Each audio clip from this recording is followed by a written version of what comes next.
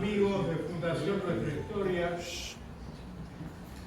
hoy tenemos el honor y el placer de recibir al ingeniero Leonardo Castagnino. Leonardo Castagnino es ingeniero civil con una destacada carrera profesional y a la vez un destacado historiador revisionista. Como ingeniero, ha participado en proyectos y obras de diversa envergadura, autopistas y caminos de alta montaña en distintas provincias argentinas y también en el exterior. Fue docente de la Universidad Nacional del Sur y de la Universidad Tecnológica Nacional. Por error en la invitación parecía decir también que se desempeñó como docente en la Universidad de Buenos Aires, en la Facultad de Derecho, pero no es correcto. Como historiador, ha dictado cursos de historia, entrevistas y exposiciones presenciales o vía Zoom en distintas entidades públicas y privadas, como el Cabildo de Asunción del Paraguay, ahora sí, la Facultad de Derecho de la UBA, institutos de investigaciones históricas, en el Colegio Público de Abogados de la Ciudad de Buenos Aires. Es miembro académico de número del Instituto de Investigaciones Históricas como Manuel de Rosas y del Centro de Estudios del Pensamiento Americano. Fundó y edita el sitio de internet La Gaceta Federal, un sitio verdaderamente extraordinario desde el punto de vista del trabajo del historiador y de la historia orientada hacia el revisionismo histórico. Entre sus obras principales se destacan Como Manuel de Rosas, Sombras y Verdades, Guerra del Paraguay, la Triple Alianza contra los Países del Plata, Juan Manuel de Rosas, La Ley y el Orden, Historias de la Pampa, anecdotarios, de vez en cuando recibimos algún anecdotario por vía WhatsApp del amigo Castagnino, y en colaboración una guía de mantenimiento de caminos rurales. También Soy Federal, Artigas, Rosas y Francia, una línea histórica, Invasiones inglesas 1806-1870 y Guerra imperialista contra las provincias del Plata y del Paraguay, de Trafalgar a Cerro Corán. Libros de Castagnino pueden adquirirse en la mesa que está allí, junto con otras obras y el número 58 de nuestra revista. Esto también, lo decimos, sería un apoyo al empeño y a la labor que desempeñamos desde Fundación Nuestra Historia. Señor Castagnino. Bueno, en primer lugar le agradezco a la Fundación de haberme invitado, que para mí es un honor, en una institución de tanta trayectoria. Y bueno, y agradezco la presentación que me hizo acá el amigo Bandieri, que me convocó para dar una charla sobre los antecedentes de la Guerra Paraguay, porque claro, toda la guerra sería un poco largo, ¿no? Entonces, refiriéndose a la Guerra Paraguay, fue la guerra más trágica de América. Podemos tener en cuenta, por ejemplo, que murió el 75% de los paraguayos, de la población total, murió el 95% de los mayores de 10 años, varones, y se cometieron, como dijo un brasileño, los crímenes más hediondos de la guerra, se produjeron en esa guerra. Hubo robo de prisioneros que incluso se obligaron a pelear contra el propio Paraguay. Hubo robo de niños que se llevaban como esclavos a Brasil.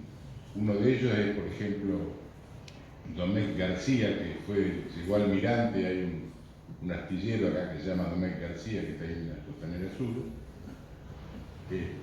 Hubo asesinato de niños, como por ejemplo en la batalla de Costañú, que los degollaban en el campo de batalla, inclusive cuando las madres que estaban escondidas en el monte fueran a rescatar a los heridos, les prendieron fuego el campo para aumentar la tragedia. Eso fue el 18 de agosto, por eso en Paraguay, de 1869, por eso en Paraguay el 16 de agosto se festeja el Día del Niño.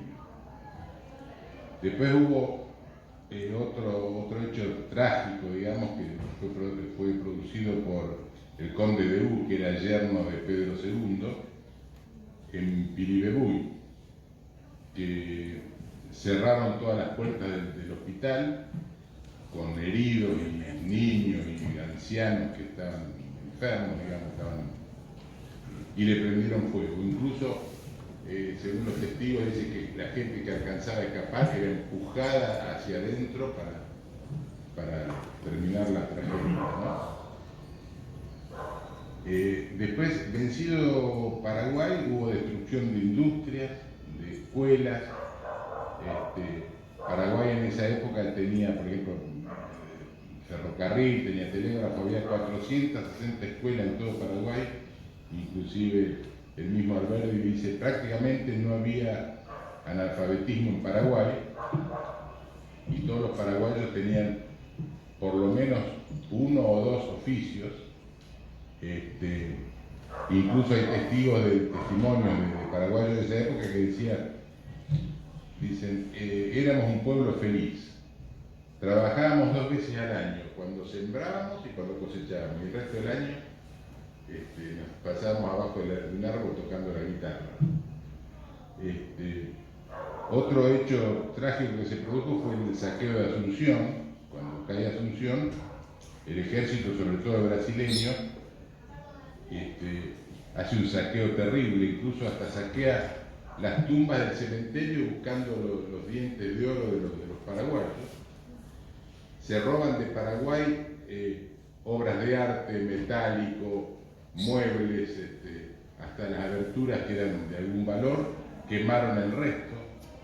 Todo lo que robaron lo cargaban en barcos hasta la línea de flotación y lo remataron acá en la casa de Billinghus, en la calle 5 de Mayo. Incluso algunos de esos muebles fueron a parar a la Casa de Gobierno en la época de Sarmiento, que pasó, Elisa Lynch pasó a hacer un reclamo sobre la Guerra Paraguay, y en el diario pone, vi los muebles de Solano López en la Casa de Gobierno. Los proveedores del ejército, entre ellos Urquiza y Anacarsi y Lanús, se hicieron multimillonarios, incluso el mismo Elizalde, en cartas que después le escribía a Mitre, dice, el negocio va bien, no le dice explícitamente, pero le habla de los negocios que hubo. Después, la actuación diplomática de Mitre fue vergonzosa, hizo un papelón terrible, tanto en Uruguay como en Brasil y en Paraguay. Y otro de los embajadores fue Manuel Quintana, que después fue presidente, que decían que se cambiaba 3 veces al día. A la mañana se ponía un traje de algodón con una gorra de paño, a mediodía se ponía un traje de vicuña con una media galera de vicuña, y a la noche un traje de fantasía con galera alta. Incluso dice, y no tuvo mejor idea que para quedar bien con los paraguayos, desde el balcón del hotel tirarle monedas de bronce, de cobre, perdón. Así que fue un papelón diplomático el de Mitre, como ya había hecho también como militar. Por ejemplo, puedo nombrar en la batalla de Curupaití, Mitre, que estaba de jefe, hizo matar, digamos, a 10.000 aliados, y las bajas paraguayas fueron apenas 92, a tal punto que en Buenos Aires Sarmiento dijo, solo Mitre es capaz de matar tanta gente, y algunos decían, es más fácil contar los sobrevivientes que los muertos. Así que fue una guerra realmente trágica. Si yo me pusiera a hablar de todas las barbaridades que se cometieron, bueno, podría estar todo el día, ¿no? Entonces, pasaría al punto al que fui convocado, que son los antecedentes de esa guerra. ¿Quiénes fueron los protagonistas? Bueno, por un lado está Paraguay, que ya en esa época era un país autónomo, no tenía deuda externa, no había intervenido en las guerras civiles o conflictos que había en las provincias hispánicas, tampoco había intervenido en la independencia de América, y como ya dije, había dividido el territorio en parcelas que se la daba a los productores que quisieran quedarse a trabajar ahí, y prácticamente no había analfabetismo, y era un país sobre todo autónomo. El problema que tenía que era un país mediterráneo y no tenía salida al mar, por eso era aliado o amigo de Uruguay que le garantizaba la salida al mar por el río. El otro protagonista fue Argentina, que en esa época ya venía, después de Rosas, venían conflictos, guerras civiles y conflictos, incluso había estado separado Buenos Aires del resto de las provincias, y era un país dividido. Por un lado estaba el interior, que además eran contrarios a la guerra de Paraguay, porque querían ir a pelear contra los brasileños, no contra Paraguay. Todo el interior estaba dominado por la dupla Mitre-Sarmiento, y Urquiza se mantenía en un feudo de la Mesopotamia y no hacía oídos sordos, digamos, a los reclamos federales que le pedían que los defiendan, porque Mitre y Sarmiento estaban haciendo una matanza. Urquiza se mantiene ahí hasta que incluso era compadre de López, le promete que le va a conseguir el paso, etc. Después le vende la caballada del ejército entrerriano a los brasileños y se olvidó de Solano López y se hizo proveedor del ejército. Así que ese es el otro protagonista que hubo, y que en realidad no fueron a sacar a ningún tirano, fueron, como lo confiesa Mitre, a llevar las banderas del liberalismo y del libre comercio, y que era la continuación de los pactos de 1851. El próximo paso es Paraguay, editorializaba en el diario de la Nación Argentina. Después le cambiaron el nombre, pero en principio ahora es La Nación, pero antes era la Nación Argentina.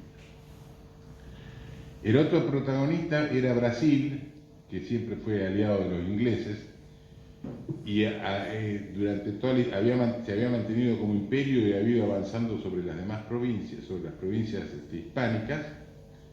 En 1801 había tomado Mato Grosso, había tomado Río Grande do Sur, las Misiones Orientales, etc. Y tenía, no sé si 1 millón de esclavos que trabajaban en los cafetales. Mandaron el ejército que se compuso para participar en la guerra, había 40 negros esclavos por cada blanco del ejército. Tenía problemas incluso de levantamientos como la de los farrapos en Río Grande do Sur, pero lo usó a Mitre, digamos, incentivándole el orgullo mitrista, para que participe en la guerra. Le ofreció ser el comandante de todas las fuerzas, y como dijo uno, a Mitre lo hacía tragar amar, escupir dulce y tragar amargo. El otro protagonista era Uruguay, que Uruguay estaba gobernado por federales, por el Partido Blanco Federal. Estaba Berro y después estuvo Aguirre, ya llegando, digamos, a la guerra. Pero cuando se inicia la guerra, había cambiado, habían sacado al gobierno blanco federal y había tomado el poder el Partido Colorado de Venancio Flores, que Venancio Flores había sido un mercenario de Mitre para pelear contra las provincias del interior. Le decían el degollador de Cañada de Gómez, porque en Cañada de Gómez sorprendió durmiendo a un batallón de federales, los degolló, se despertaron en el otro mundo. Y el otro protagonista fue Inglaterra, que algunos a mí me han dicho, no, pero Inglaterra no tuvo nada que ver. No, Inglaterra dejó rastros por todos lados, porque Por empezar, la guerra estuvo financiada por el barón de Magua, que era testaferro de Rothschild. Thornton, que era el representante inglés, había participado en todas las tratativas que hubo antes de la guerra, empezando por el pacto de alianza que se hizo en Arroyo Rosario un año antes de la guerra, a mediados del 64, en Uruguayana, siempre estaba presente este Thornton, así que yo creo que no pueden sacar el pie del plato, ¿no? Entonces, yo digo que en realidad la guerra de Paraguay fue el peor error geopolítico de Argentina, que se entra en alianza con el enemigo histórico, que es Brasil y Inglaterra, contra Paraguay, que era el aliado natural, porque tenía el mismo origen, el mismo idioma, la misma religión, todo. Era, digamos, una provincia, Rosa la consideraba una provincia argentina, pero era un pueblo hermano del nuestro, a pesar de que había más guaraníes que no había acá, pero era el aliado natural de ellos. Ahora, ¿cuáles fueron las causas reales para desatar la guerra? Primero es romper con la autonomía de Paraguay, porque Paraguay no tenía deuda externa, se manejaba, incluso tenía astilleros que cruzaban, con barcos que cruzaban el Atlántico para hacer trueque en Europa, traía técnicos que necesitara de Europa, pero construía su industria en Paraguay, o si no mandaba paraguayos a estudiar a Europa para después que trabajen en... Bueno, y entonces querían romper esa autonomía paraguaya, esa independencia paraguaya. Por otro lado, querían conquistar el territorio, querían repartirse el territorio. En definitiva, Brasil se quedó con buena parte del territorio, Argentina poco y nada, porque en base a la mala actuación diplomática de Mitre, y además había pasado una cosa, cuando los brasileños toman Asunción, del archivo de Asunción se roban todos los documentos que favorecían a Paraguay con Brasil, y se roban todos los documentos argentinos que favorecían a la Argentina. Entonces Argentina después no tenía ni con qué reclamar. Tanto así que después en la actuación diplomática de Mitre dice, bueno, en realidad pues reclamaban Villarrica, que es un pueblo que está del lado paraguayo, y dicen, bueno, después de todo queda tan lejos que no vale la pena, pues, y Tejedor le decía, no, usted tiene que reclamar Villarrica. Dice, bueno, en realidad no tenemos ni siquiera documentos que digan que es nuestro. Y Tejedor, por bronca contra Mitre, lo publicó en el diario. Entonces cuando Mitre fue a Paraguay, dijo, no tenía ningún derecho, porque públicamente había dicho que no tenían derecho. ¿En qué terminó? Cuando vino Bernardo de Irigoyen, y no sabían cómo resolver el problema, y Bernardo de Irigoyen le dijo a un presidente paraguayo, hagamos una cosa, nombremos un árbitro extranjero, como nosotros no tenemos los documentos que nos respalden, se los van a dar a ustedes y listo, solucionamos el problema. Y fue así, nombraron al presidente Ayes, por eso el pueblo ahora se llama Villa Ayes, en Paraguay. Así que, por un lado era conquistar el territorio paraguayo, ¿no? Parte. Muchas propiedades incluso se compraron después financistas argentinos o brasileños. Y después imponer el libre comercio, que es lo que confesó el propio Mitre. Dice, no fuimos contra un tirano, fuimos a imponer el libre comercio, lo dice claramente. Ahora, ¿cuáles son las justificaciones que se dieron para la guerra? Se dieron muchas, ¿no? Pero yo voy a nombrar dos o tres. Una era que había que liberar al tirano. Yo digo, los paraguayos estaban conformes con su tirano. ¿Qué tenía que ir Mitre, el liberalismo mitrista, que había combatido a todos los federales, incluso había fusilado a gobernadores? ¿Qué tiene que ir a liberar a los paraguayos del tirano? ¿Y qué tienen que ir a liberar los brasileños, que tenían millones de esclavos y los mandaron a morir a los esteros paraguayos sin ni siquiera saber por qué peleaban? Hay una anécdota ahí que a un pelotón de brasileños le dicen que levanten un cable de telégrafo. Y entonces el brasileño dice, no sé para qué quiere que levantemos este cable que está escrito en otro idioma. O sea, fíjese el nivel cultural de la gente que iba. Así que la otra excusa fue que iban a llevar la civilización, iban en contra de la barbarie y llevar la civilización. ¿Qué civilización llevaron? Si de las 460 escuelas quedó una en pie. Las otras las demolieron todo, demolieron fábricas, demolieron todo. O sea que no fueron a llevar ninguna civilización. Y la otra excusa que se da, que todavía algunos repiten, es no, lo que pasa es que Paraguay nos invadió Corrientes sin declaración de guerra. Y eso no es cierto, y yo lo voy a dar las pruebas un poco más adelante, porque primero haría la cronología un poco de los antecedentes, y voy a dar las pruebas de que Mitre no solo conocía la declaración de guerra, sino que tenía copia de la declaración de guerra y la escondió, porque claro, para que el resto sobre todo en el interior, que estaba en contra de la guerra, despertaron sentimiento patriótico y dice, claro, nos invadieron sin declaración de guerra, pero no es cierto, eso está totalmente demostrado. Para hacer, yo no sé, ¿alguien puede controlar la hora? Para ver si yo me pongo a charlar, porque estamos hasta mañana. Son 7 menos 20. ¿Eh? Son 7 menos 20. Claro, pero ¿cuánto llevaré? Bueno, me avisa.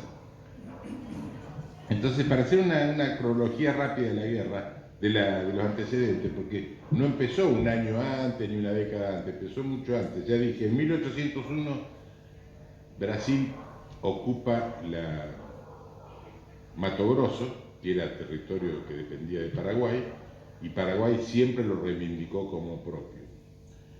Después se produce la Revolución de Mayo, que yo tengo una visión diferente a la historia oficial, que dice que el pueblo de Buenos Aires hizo la revolución. No, la hicieron un grupo de vecinos principales, algunos que eran comerciantes, incluso había algunos que eran empleados de los ingleses, había otros con buenas intenciones, pero la cuestión que hicieron la revolución, y hay una fecha significativa, el 26 de mayo de 1810, los comerciantes de Buenos Aires estaban intimados a retirarse de Buenos Aires. El 25 hicieron la Revolución de Mayo y el 26 brindaron en el Cabildo la junta en pleno con los oficiales de la flota inglesa. Ahora, hubo partes del interior que no se adherieron a la revolución, por ejemplo Córdoba y el mismo Liniers, que había sido el héroe de la defensa y reconquista de Buenos Aires, y mandaron al ejército, digamos, a apresarlos. Lo fusilaron sin previo juicio y lo fusilaron a manos de un pelotón de soldados ingleses, como dándole la revancha de lo que había pasado en 1806 y 1807. Y el otro que no adhirió fue Paraguay, porque Paraguay tenía un gobernador que se llamaba Velasco y los paraguayos estaban conformes con Velasco. Entonces, bueno, la Junta de Buenos Aires le manda 2 o 3 emisarios, Píndola y otro, de Arias, para que convenzan a los paraguayos que se adhieran a la revolución y no tuvieron suerte. Entonces la Junta le manda un ejército auxiliar, dice, al mando de Belgrano, y se da un hecho paradójico porque los paraguayos se sienten invadidos y entonces se enfrentan con el ejército de Belgrano. Belgrano iba a nombre de Fernando VII y con pabellón español. Y los paraguayos tenían el mismo pabellón y defendiendo a Fernando VII. Lo vencen en Paraguarí y después en Tacuarí, estamos hablando de 1811. Belgrano ahí con algunas picardías diplomáticas consigue retirarse. Pero ¿qué pasó? Hubo un hecho curioso ahí, porque en Tacuarí el ejército, la parte del ejército española de los paraguayos se desbanda y Velasco, que estaba al frente, va a Asunción a dar el parte de la derrota. Pero en el interín los nativos paraguayos lo vencen a Belgrano y en definitiva gana. Entonces Velasco se ve un poco desacreditado, digamos, porque como viene a dar el parte de la derrota, resulta que hemos ganado. Entonces, a raíz de eso, Paraguay hace una revolución, digamos, lo obliga a Velasco a hacer un gobierno tripartito, digamos, con una junta de Velasco y 2 paraguayos. Uno de esos paraguayos era Gaspar Rodríguez de Francia, que era un abogado paraguayo que había estudiado acá en Córdoba, en el Colegio Montserrat, y un hombre firme, desconfiado, de carácter muy, y por supuesto muy paraguayista, muy patriota. Y en 1811, la Junta Paraguaya, con la pluma de Gaspar Rodríguez de Francia, le propone a Buenos Aires hacer una confederación de provincias autónomas, pero que ninguna tenga preponderancia sobre los demás. Buenos Aires ni le contesta, e incluso lo empieza a entorpecer la navegación del río, le aumenta los impuestos, le incauta algunos buques. Entonces Paraguay se empieza a aislar, y sí, se aisló completamente, no intervino nunca más en ninguna guerra civil argentina, ni siquiera en la guerra de la independencia. Durante todo el gobierno de Francia no participó absolutamente en nada, no dejaba ni siquiera entrar y salir, hacía trueque con las demás provincias o naciones. Entonces se aisló completamente y dividió el territorio y lo distribuyó entre la gente. Por eso que ahí fue logrando la autonomía Paraguay y se separaba de las demás provincias. Entonces Francia fue el primero que propone la confederación, ¿no? En 1813 está la Asamblea Constituyente de 1813, que pasó algo parecido, porque Artigas manda a los diputados con instrucciones, y entre las instrucciones, por ejemplo, decía que había que hacer una provincia autónoma, hacer una confederación de provincias autónomas, que la capital debería estar necesariamente fuera de Buenos Aires, y que el gobierno debía componerse de poder ejecutivo, legislativo y judicial, que jamás podrán unirse. Yo creo que a más de uno tendría que repasar esas instrucciones ahora.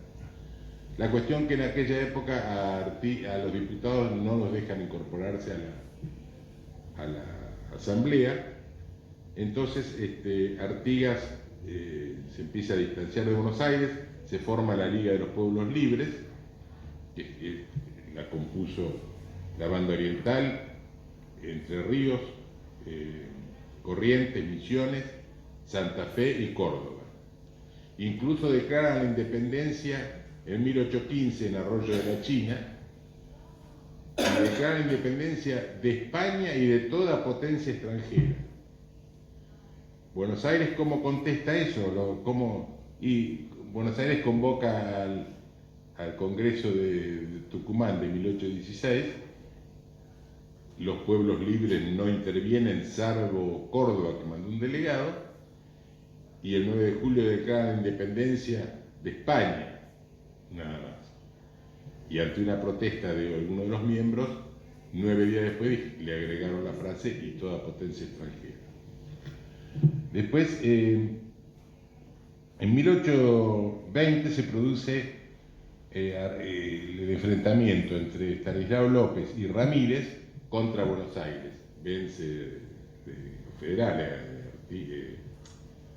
López y Ramírez, hacen un pacto con Buenos Aires, pero Buenos Aires firma el pacto pero no lo cumple, y en ese pacto lo dejan de lado a Artigas, porque Artigas era el jefe de los otros dos, y lo que quería era que lo ayuden a Artigas a desalojar a los brasileños que habían invadido la banda oriental, y directamente ni lo nombran a Artigas. Entonces Artigas se lo reclama a Ramírez, Ramírez le contesta airadamente, se enfrentan, tienen varias batallas con distintos resultados, hasta que Artigas en 1820 se exilia en Paraguay y no vuelve nunca más, no quiere saber más nada, dice ya no tengo patria. Después Buenos Aires, bueno, lo hace enfrentar a López con Ramírez, López lo vence y le corta la cabeza y se acabó el federalismo. En 1825 se produce el hecho de los 33 orientales, que no eran 33, eran algunos más, pero se los conoce así, y en el Congreso de la Florida se declara en contra del sojuzgamiento brasileño, le queman todos los tratados que tenía y se declaran integrados a la Confederación Argentina, a la que siempre hemos pertenecido. En 1827, en Ituzaingó, el ejército argentino vence a los brasileños. Después, bueno, a través de Rivadavia y Manuel García, le regalan lo que habían ganado con las armas, y eso lleva desemboca en el fusilamiento de Orrego, que era el que quería seguir la guerra contra Paraguay. Durante la época de Rosas, Rosas consideraba a Paraguay una provincia argentina. Entonces mandó a un emisario que se llamaba Rosena y hicieron un arreglo tácito no escrito, pero de palabra, con Francia, que ni Paraguay iba a pedir la separación, ni la Confederación lo iba a incorporar por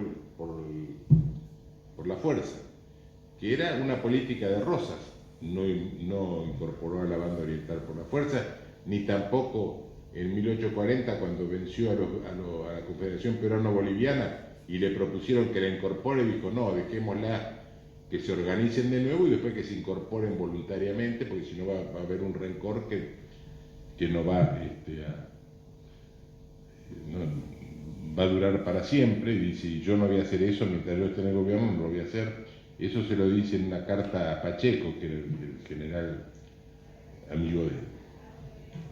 La cuestión que ese pacto, ese status quo, digamos, entre Paraguay y la Confederación se mantuvo hasta 1840, que murió Francia. Entonces asume Carlos López, que Carlos López era un poco más aperturista, entonces manda un emisario a Buenos Aires en 1842, él declara la independencia y manda un emisario a Buenos Aires para que se la reconozca.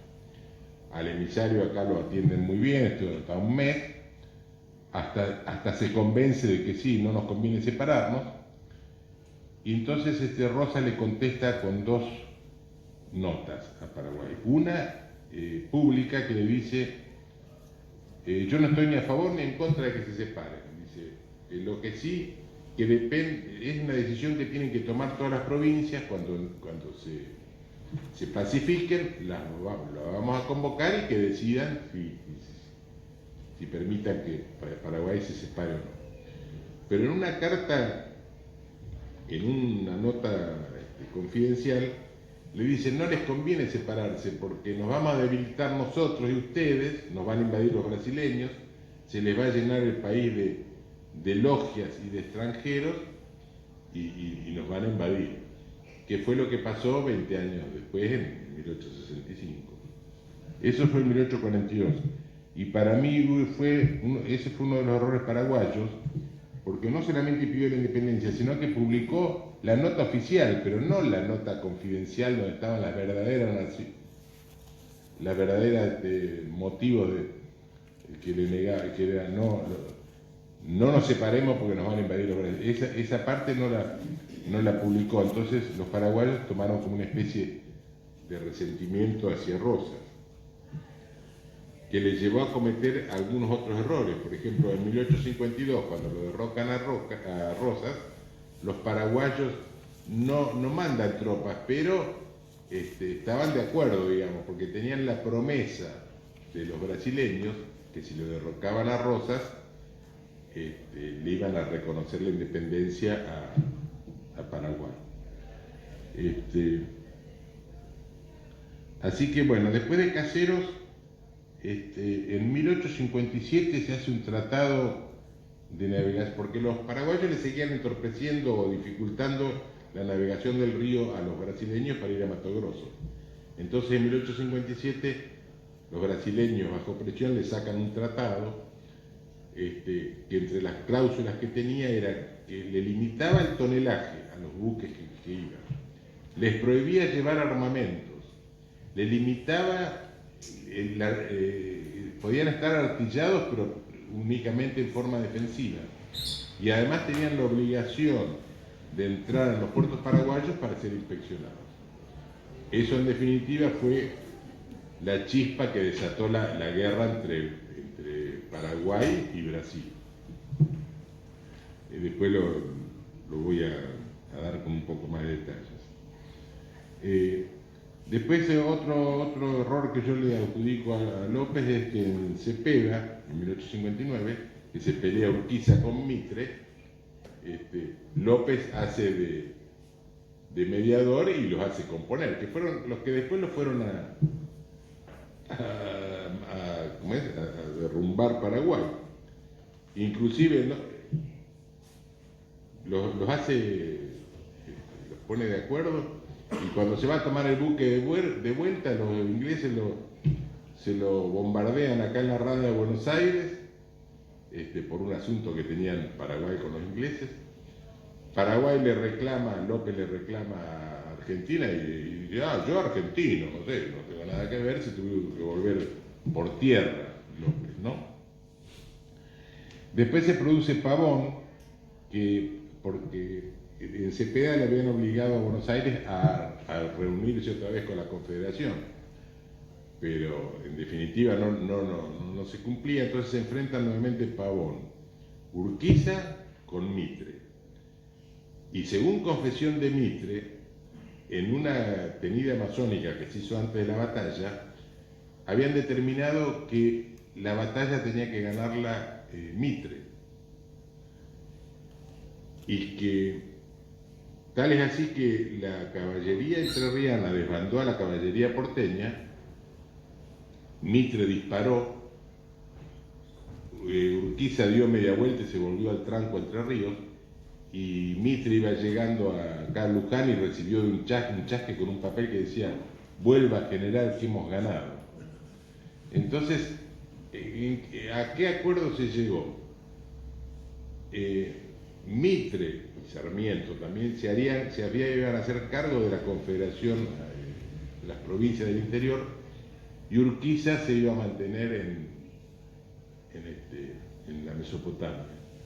Y así lo hizo, a tal punto que mientras la Junta Mitre-Sarmiento peleaba contra los federales en el interior, por ejemplo, Yacho Peñaloso, Felipe Varela, le reclamaban que se pronuncie de una vez por todas contra lo que estaba pasando, y Urquiza mantenía el silencio, hacía oídos sordos, porque claro, estaba negociando con los brasileños para venderle los caballos. Bueno, después Venancio Flores le pide a Mitre que lo ayude para cambiar el gobierno oriental. Y Mitre con gusto lo apoya, porque era una de las cosas, era sacar a los federales de la banda oriental. Venancio Flores invade la banda oriental, hay protestas paraguayas y respuestas desairadas, digamos, de Mitre. en junio de 1864 se hace el pacto de alianza en la punta del arroyo Rosario, que queda ahí en Uruguay, y ahí se junta Saravia por Brasil, Elizalde Argentina, Venancio Flores de uruguayo y Thornton el inglés. Ahí Venancio Flores pide una cierta cantidad de dinero para solventar la campaña, se la negocian un poco, digamos, le dan la mitad, pero le dan la cuestión que Venancio Flores invade la banda oriental, desaloja al gobierno y se queda él de presidente. Ahí los brasileños le empiezan a hacer protestas contra Uruguay, porque dice, en defensa de nuestros súbditos que están en la banda oriental. Los súbditos eran contrabandistas brasileños que contrabandeaban hacienda hacia Río Grande do Sul a través de la frontera. Hasta que Brasil le da un ultimátum al gobierno uruguayo, que el gobierno uruguayo lo rechaza completamente, y López advierte, ojo, que si invaden Uruguay, yo lo voy a considerar casus belli, porque es aliado mío. Pero no le hacen caso, digamos, se mantienen con que nosotros somos neutrales, etcétera, no. La Nación Argentina, por ejemplo, dice, el próximo paso es Paraguay. Ya lo anunciaba directamente en el diario. Y Pastor Obligado en el Tribuno decía, lo de Montevideo no es una guerra extranjera, es la guerra eterna contra la mazorca que se ha enquistado en Montevideo. Así que bueno, en 1864 Venancio Flores toma la Florida, que es un pueblo, fusila incluso a los defensores que ya estaban rendidos, hasta que en septiembre de 1864 Brasil invade la banda oriental en Cerro Largo, en Villa Melo, que es la provincia de Cerro Largo. Entonces ahí López ya está dispuesto a entrar en guerra contra Brasil. Ahora, ¿qué pasó? Los brasileños mandan un buque que se llamaba Marqués de Olinda, lo mandan con un cargamento de armas hacia Mato Grosso, y en vez de entrar a puerto, como llevaban armamento, para no ser inspeccionados, pasaron de largo Asunción. Entonces Asunción, López lo hace apresar el buque, incauta todas las armas y pone precio a los tripulantes y le declara la guerra a Brasil. A partir de ese momento, Argentina ya es un país beligerante a pesar de que se decía neutral, era un país beligerante, porque, por ejemplo, le daban, digamos, no sé, parcelas o lugares donde en Corrientes, donde los brasileños ponían pertrechos. Mitre le ordena al gobernador de Brasil, de Paraguay, dice, censure la prensa que esté en contra de la guerra contra Paraguay y facilítele a los brasileros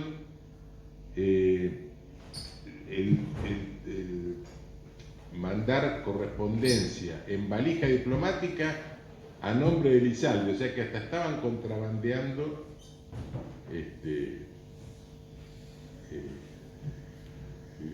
documentación de guerra, forma de contrabando. Y más todavía porque Brasil, que Argentina le daba paso por el río, a fines de 1964 bombardea Paysandú durante 3 días, que lo derrumba directamente, mata a los defensores, por ejemplo a Leandro Gómez, lo fusilan, le cortan la barba, le hacen un desastre. Y los buques se abastecían de bombas acá a pleno día en el puerto de Buenos Aires. Y eso está dicho por los brasileños, por los argentinos, está totalmente demostrado. O sea que Argentina era un país beligerante. Entonces López le pide a Urquiza que le gestione el paso, porque eran compadres. Y Urquiza le dice, sí, se lo voy a conseguir, y si no le dan el paso, los entrerrianos vamos a ser la vanguardia del ejército paraguayo. La cuestión que Urquiza hablaba con López, hablaba con Mitre y hablaba con los brasileños hasta que le vendió los caballos y listo, se acabó López. Se acabó la amistad con López. Entonces López dice, bueno, voy a pasar con o sin permiso. Entonces en la prensa acá se hablaba de alianza, de cañonazo, se referían a López como el Atila americano, a Paraguay se referían como la talabartería de López. En Montevideo se festejaba, se quemaban banderas brasileñas y se festejaba porque decían que venían tropas paraguayas a defender a Uruguay. Eso lo informa incluso el cónsul francés, Montpellier. Así que era totalmente, está demostrado que era un país beligerante contra Paraguay. Incluso, en definitiva no le dan el paso, entonces López le declara la guerra a la Argentina. Se la declara a mediados de marzo del 65. No solamente se lo declara públicamente, sino que envía un emisario con copia de la declaración de guerra para el gobierno argentino. Y entonces Mitre, ¿qué hace?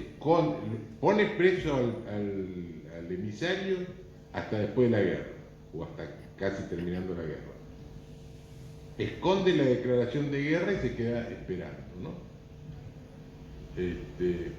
Hasta que el 13 de abril Paraguay ocupa Corrientes, la ciudad de Corrientes, para cruzar por la provincia de Corrientes para defender a Uruguay. Entonces Mitre a los 3 días dice, lo invadieron sin declaración de guerra. Entonces desde el balcón de la casa, con todos los aplaudidores en la vereda o en la calle, le dice, 3 días en los cuarteles, 3 semanas en campaña, 3 meses en Paraguay, en Asunción. Tuvieron 5 años para cumplir lo que había prometido hacer en 3 meses. Y el 1 de mayo de 1865 se firma el tratado secreto de la Triple Alianza, que ya estaba programado desde el año anterior, porque en 15 días no iban a hacer semejante tratado, y eso incluso está dicho, por ejemplo, por José Mármol, que era representante argentino en Brasil, y por Ottaviano también, y dice, hay un error de fecha, dice, la guerra no se inició el 1 de mayo del 65, se inició un año antes cuando nos reunimos en Arroyo Rosario, Saraiva, Elizalde, Venancio Flores y Torto. Ahora, ¿quién financió la guerra? Bueno, yo ya lo dije, Rothschild, a través del barón de Mauá, que era un financista brasileño. Ahora, ¿cuáles fueron las cifras del genocidio que hubo? Paraguay, hay distintas versiones, pero según un historiador brasileño, la población de Paraguay al comenzar la guerra eran 800.000 personas. Murió casi el 76% de la población. Los hombres sobrevivientes eran 14.000, el 1,75%, y las mujeres sobrevivientes el 22%. Hombres sobrevivientes menores de 10 años, el 1,22%. Hombres sobrevivientes hasta los 20 años, 0,26%. Y hombres sobrevivientes mayores de 20 años, el 0,26%. Eso lo da Chiavenato, que es un historiador brasileño. Y entre las confesiones que hay, está Elizalde, por ejemplo, en 1868, en el Congreso, dice que ya había un pacto anterior que ante la eventualidad de una guerra se permitiría el paso a Brasil. Sin embargo, se lo negó a Paraguay. Después está la confesión de José Mármol y Saraiva con respecto al pacto del Arroyo Rosario. Y yo, si no se nos hace muy tarde, no sé si tenemos unos minutos. Bueno, no, tengo algunas cosas para leer, son tres caritas, que las voy a leer porque, para que no haya un error. Saraiva a Carta Nabuca le dice, no surgió después de la agresión paraguaya a la Argentina en abril del 65, sino en las puntas de Rosario en junio del 64. José Mármol lo mismo, dice, el error es de fecha, la alianza con Brasil no proviene de abril del 65, sino de mayo del 64, donde se estableció la alianza, etc.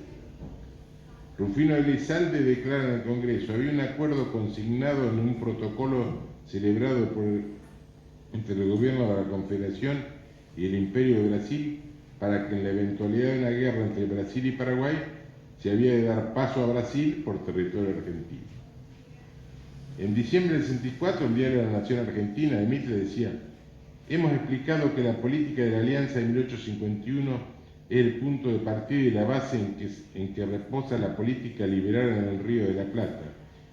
¿Qué nos falta para alcanzar los propósitos de 1851? Que la República Oriental y del Paraguay den gobiernos liberales regidos por instituciones libres.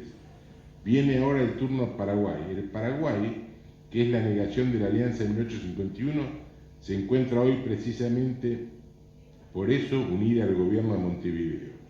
Eso está en La Nación, página, bueno, acá tienen la fecha y todo.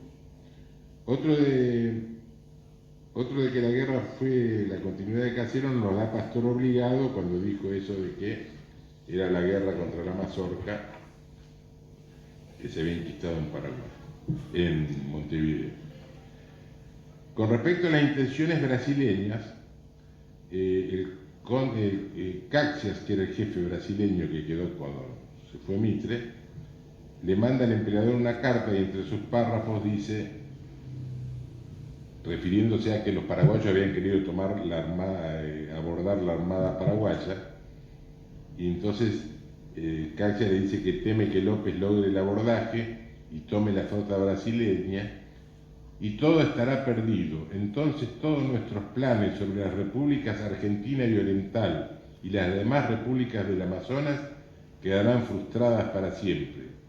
Y en otro párrafo le agrega, con la paz tendremos conservada nuestra actitud de un mejor tiempo para llevar adelante y por otros medios las pretensiones imperiales sobre las repúblicas americanas.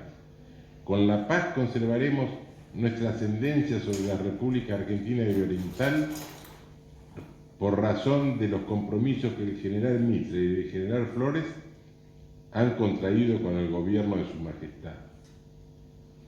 Por su lado, Alberdi, refiriéndose a la guerra Paraguay, dice, para consolidar tal redención y uniformar el país en ese sentido, los hombres de Buenos Aires se enfeudaron en la política brasileña y fomentaron la revolución de Flores, el escándalo de Paysandú, y terminaron con el Tratado de la Triple Alianza para arrasar al Paraguay y obligar a las provincias, socapa de la guerra internacional y merced al estado de sitio, a someterse a la política porteña. Bueno, hay más, pero si tenemos poco tiempo, me salteo algunos párrafos de Alberdi. Avellaneda, por su parte, dice, la guerra más expectable que ha presentado la América del Sur después de su independencia tendrá en breve su último episodio, para ofrecerse al comercio, a la habitación y a la industria de todos los hombres. Eso lo dijo en el Congreso en 1876. Ahora le digo, ¿con qué derecho Avellaneda ofrecía al mundo los despojos de Paraguay. Mitre dijo eso, bueno, hemos explicado que la política en 1851, eso ya...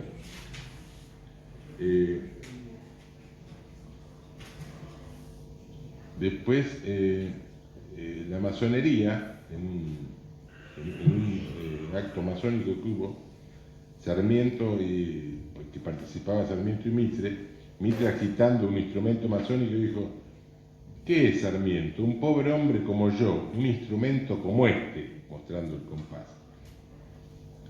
Eso está en Mitre, discurso masónico, arengas selectas, en página 83. Dice: ¿qué somos ahora? No somos sino agentes serviles y pagados a módico precio de las plazas extranjeras. Eso, Vicente Fidel López en la Cámara de Diputados. En definitiva, los ingleses, sin perder una gota de sangre, se quedaron con todo el botín, porque endeudaron a los 4 países y impusieron el libre comercio. Y lo más, diría, notable es lo que pensaba nuestro padre del aula.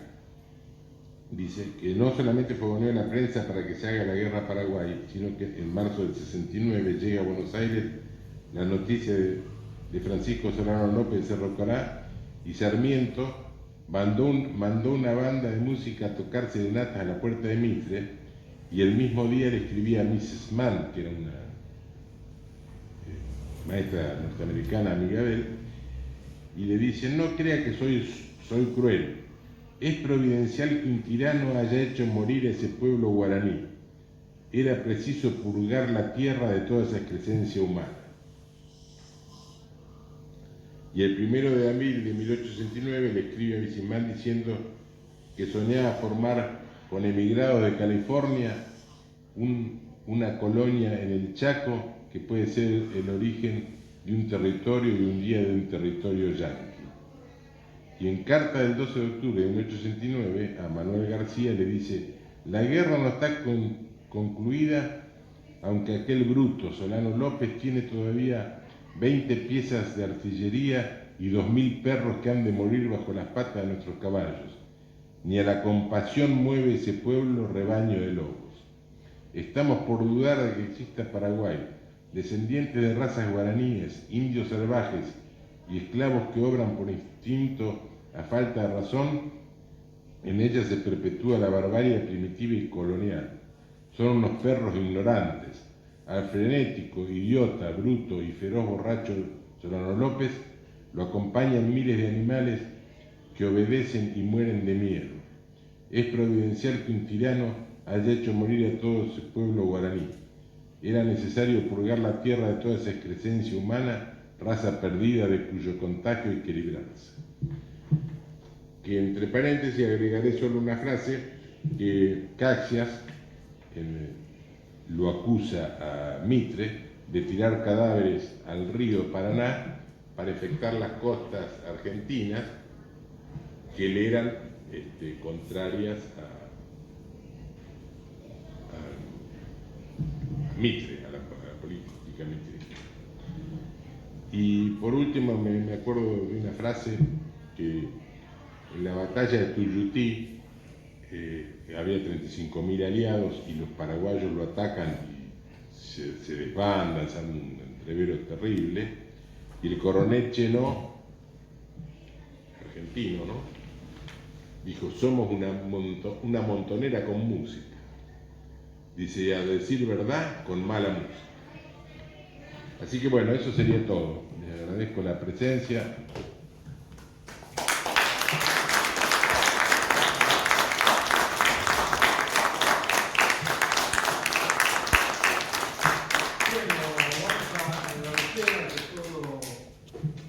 A nuestro orador, podemos abrirlo acá a preguntas. Yo voy a comenzar por retarme. No más, pero por lo menos. En 1846, Carlos Antonio López nos declaró la guerra a la Confederación. Ah, sí, bueno, ese fue otro error que me olvidé decir. Fue un pequeño detalle. Sí, no, está bien, sí. Y hubo una invasión. Sí. Como Vino Solano, Francisco Solano López, que tenía 18 años. 18 años, sí, era general con generalísimo. Y tal vez, entonces, lo que también acá lo que hay que ver es la política paraguaya equivocada. Bueno, es lo que. Por eso yo dije que en 1842, cuando cometió el error de publicar eso, que Sí. cometió también el error de la invasión que vos decís, y Rosa, vos fíjate que le dijo a Urquiza, desalójenlos de la provincia, pero no crucen el río. No, y en 1850 hay otra invasión. Es decir, cuando hablamos del papel de Inglaterra en todo esto, el papel de Inglaterra es el de cualquier imperio, se divide y reinará. Claro. El balance de poderes tenía que estar Paraguay, tenía que la Argentina y en conflicto. Ahora, el asunto de la libre navegación de los ríos, porque la declaración de guerra de 1846 viene después de vuelta de obligado, sí. del asunto de la libre navegación, que en realidad nunca se había prohibido para los ribereños, pero tanto ese invento que es como decir voy a navegar libremente el Mississippi. Sí. Bueno, no. Pero lo incorporamos a la Constitución. Claro. Sí, inclusive para mí no era solamente la libre navegación de los ríos. Querían separar la Mesopotamia y formar un país aparte con Uruguay. Y ahí estaba mezclado Urquiza, claro, que en el Tratado de Alcaraz, que Rosa se la política paraguaya también iba a decirle, por eso interviene también en el conflicto entre el Estado de Buenos Aires y la Confederación, porque era, bueno, digamos, ustedes necesitan tropas contra el Estado de Buenos Aires, las ponemos nosotros. Sí. Toda esta historia, cuando Francisco Solano López, bueno, buscó primero la unión dinástica con el Brasil a través de la princesa Leopoldina, matrimonio con la princesa Leopoldina, la hija de Pedro II. Quiero decir, Inglaterra jugó a las dos puntas. El estándar en Buenos Aires que le dirigía Runhal era contrario a la guerra, sí, y transcribía editoriales del Times. Y la banca Rothschild también le dio 5 millones de libras a Paraguay, sí, en donde Alberdi tuvo que ver con digamos, movió contacto para poder eso. Es decir, es una historia. ¿Pero antes de la guerra o después le dio los 5 millones? No, durante la guerra, o previo a la guerra, sí, pero para a mí me parece que no. Ellos habían creado una máquina militar importante. Sí, eso de que Inglaterra jugaba a 2 puntas no es ninguna novedad, ¿no? Por lo menos para mí. Pero... Son simplemente matizaciones. Sí.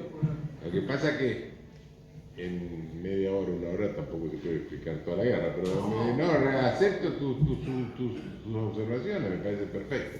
Lo que pasa es que es un asunto muy rico y sobre el que nuestro invitado ha trabajado muchísimo. ¿Alguna pregunta?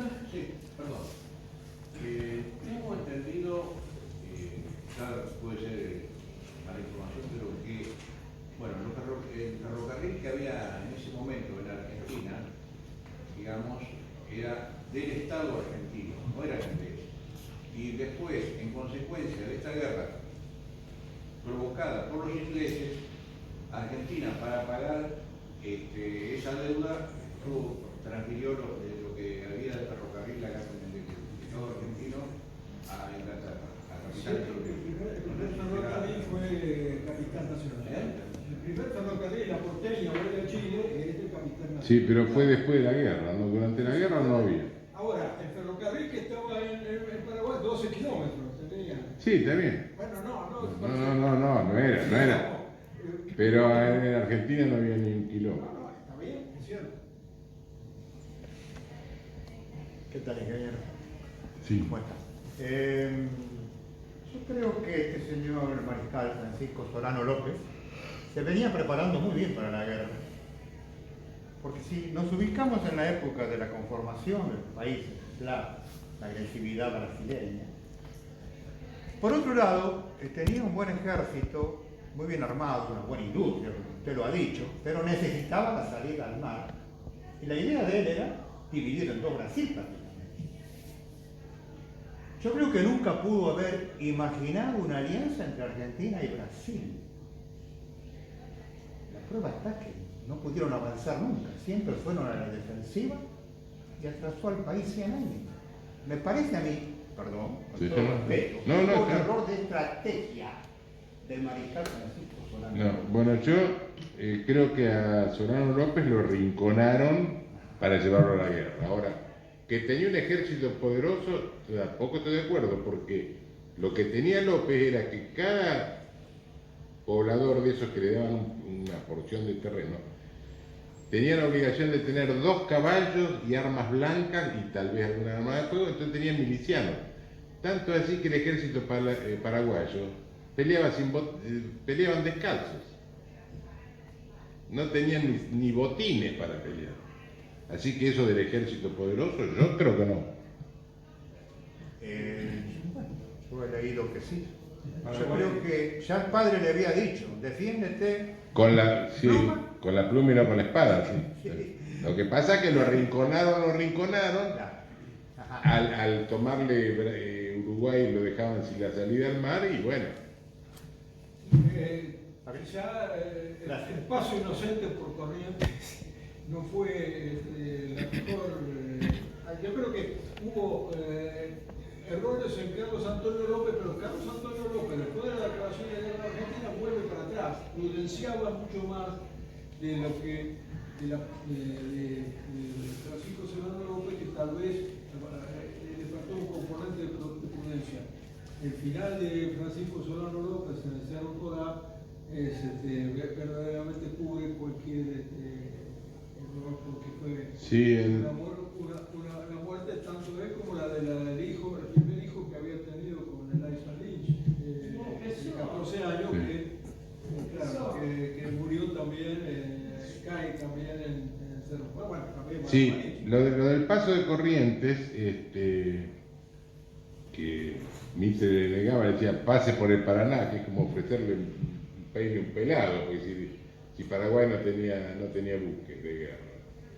Ahora, cuando cruza Corrientes, ahí hay una desavenencia porque Estigarribia, que fue y se encerró en Uruguayana, que lo sitiaron, tenía órdenes de ir directamente a Uruguay, no a encerrarse en Uruguayana ni meterse con los argentinos. Incluso cuando le tomaban bienes, por ejemplo, Hacienda y todo, le firmaban recibos que se le iban a devolver. O sea que, bueno, fue lo menos traumática que podía ser, en definitiva.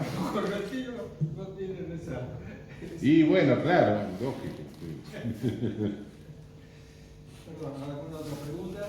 Sí. ¿Qué rol tuvo el Banco de Londres y América del Sur? Que entiendo que fue la fuente de financiamiento que recibía Argentina de Gran Bretaña. En el entonces creo que fue creado en 1862 el Banco de Londres y América del Sur. Me parece que fue de esa época. Vos sabés, no sé decirte, sinceramente. Lo que sí sé que el barón de Magua, que era testaferro de Rothschild, Sí. incluso tenía sucursales en Paraná y tenía la potestad de imprimir billetes por parte de Urquiza, le daba la potestad. Ahora, con respecto a lo que vos decís, sinceramente no lo conozco. El libro En de financiación de la Pomer. guerra del Paraguay, Mitre consiguió un empréstito de 300.000 libras de la Barenbrad. ¿De quién? De la Barenbrad. Ah, perdón. Todavía estábamos un ahí empréstito adicional. pagando, Sí. sin pagar en ese Sin momento, pagar. sin pagar, como había hecho Rosa, el empréstito de 1824. Sí, si no recuerdo mal, vos habrás leído un libro de Pomer, puede ser, el profesor Pomer, que creo que es Sí, un yo nombre... lo leí hace mucho. Hace mucho, sí, este hombre yo lo escuché. Él había dado detalles de cómo todas las transferencias británicas venían por el entonces, creo que recién creado, Banco de Londres y América del Sur, que era, digamos, una constatación del financiamiento de la guerra. yo recuerdo que el libro de Pommer, el comentario que hizo el libro de Pommer,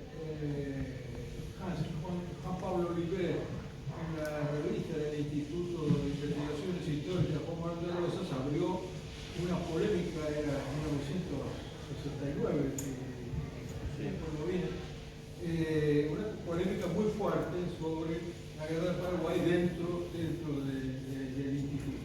Pero recuerdo era joven. Yo no había nacido, así que. ¿Alguna otra pregunta? Bueno, entonces un aplauso.